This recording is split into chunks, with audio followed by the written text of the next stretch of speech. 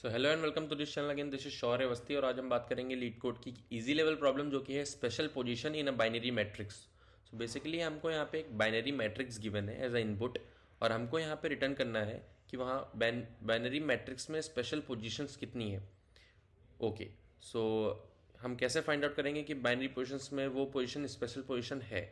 तो ठीक है, तो स्पेशल पोजीशन की डेफिनेशन क्या है?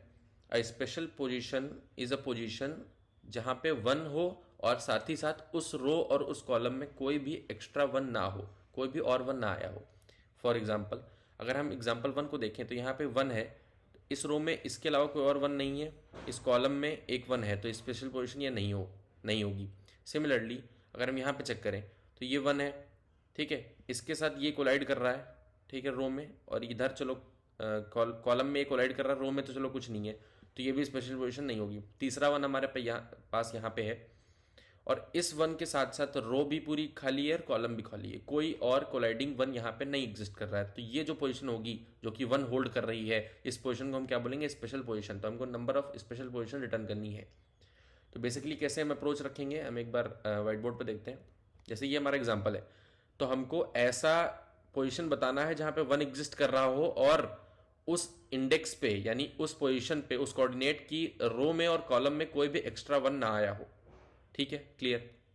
तो इसको हम ऐसे कर सकते हैं, हम सोच सकते हैं कि हम अगर रो सम और कॉलम सम अलग अलग निकाल लें तो उस पोजीशन के रो सम और उस पोजीशन की कॉलम सम का वैल्यू वन ही होगा, क्योंकि एक ही वन आया है वहां पे।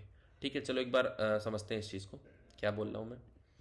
ठीक है, जैसे यहाँ पे एक वन है तो हमने यहाँ पे एक कॉलम सम निकाला, तो इस कॉलम का सम कितना होगा? टू होगा, तो यहाँ पे टू होगा। इस कॉलम का सम कितना होगा? जीरो होगा, तो यहाँ पे जीरो होगा। इस कॉलम का सम कितना होगा? तो यहाँ पे वन होगा, तो यहाँ पे वन होगा। ठीक, अब रो सम को देखते हैं। रो सम में यहाँ पे वन होगा,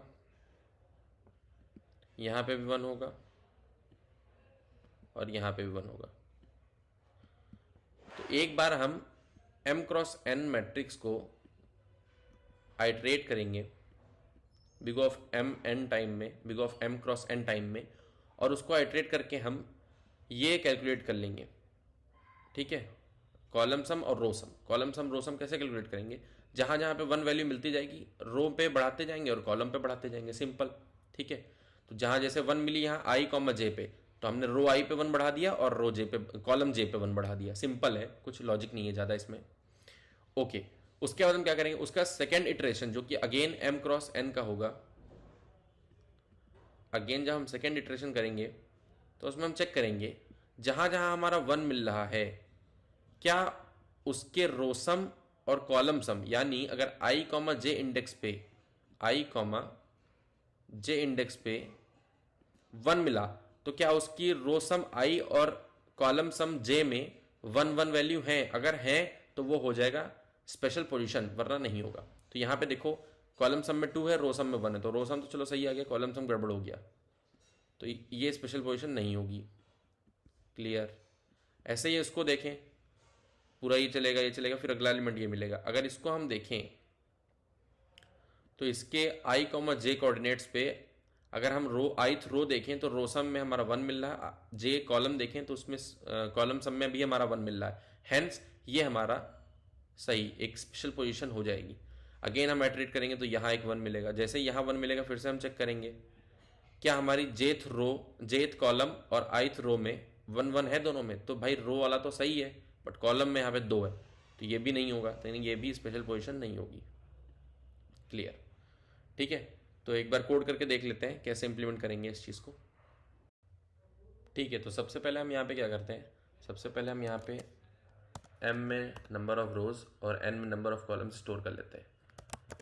मैट डॉट साइज m में जाएगा और इंट n जो कि नंबर ऑफ रोज है उसमें मैट 0 डॉट साइज है। ठीक है, क्लियर? उसके बाद हम क्या करते हैं? उसके बाद हम जो हमने पहले ही बताया कि हम दो वेक्टर्स या दो एरेज इनिशियलाइज करेंगे, एक कॉल सम एक रो सम, जो कि हमारी रो सम हमारी सारी रोज का सम स्टोर करेगी पर्टिकुलर, और कॉलम सम हमारा हर एक पर्टिकुलर कॉलम का सम स्टोर करेगा, यानी कितने वन आए हैं काइंड ऑफ उनका काउंट स्टोर करेगा। ठीक है, तो हम दो वेक्टर बना लेते हैं सिंपली। वेक्टर इंट, एक का नाम देते हैं हम रो सम और इसकी लेंथ होगी हमारी m और इनिशियलाइज होगा 0 से। दूसरा हम वेक्टर बनाते हैं कॉल सम नाम से, जिसकी लेंथ होगी n और इनिशियलाइज होगा 0 से। ठीक है, उसके बाद हम एक फॉर लूप लगाते हैं और पूरा हम जो बाइनरी मैट्रिक्स है उसको आइटरेट करेंगे।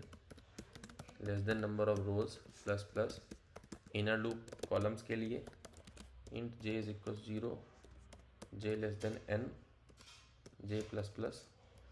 उसके बाद मैंने क्या बताया था कि इफ़ अगर हमको मैट्रिक्स i, j पोजीशन पे 1 मिल रहा है तो हम क्या कर देंगे, तो हम रो में ith रो सम में, यानी ith रो सम में इंक्रीमेंट करेंगे और jth कॉलम सम यानी j इंडेक्स के कॉलम सम में इंक्रीमेंट करेंगे।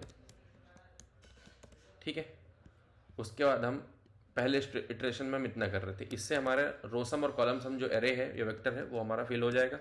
दूसरे इटरेशन में हम क्या करेंगे, दूसरे इटरेशन में हम चेक करेंगे कि जो दूसरा इटरेशन था हमारा ये वाला, इसमें हम क्या कर रहे थे, इसमें हम चेक कर रहे थे कि अगर हमारा i, j इंडेक्स पे 1 मिलता है तो हमारा ith रो में भी 1 होना चाहिए और ith कॉल सम में भी 1 होना चाहिए।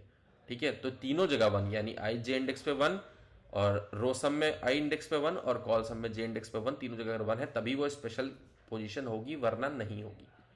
क्लियर, तो तीन चीज़ें चेक करनी पड़ेंगी। तीन चीज़ें क्या, मैट i, j पे 1 होना चाहिए, साथ ही साथ हमारा row sum i is equal to 1 होना चाहिए, एंड हमारा col sum j equal to 1 होना चाहिए।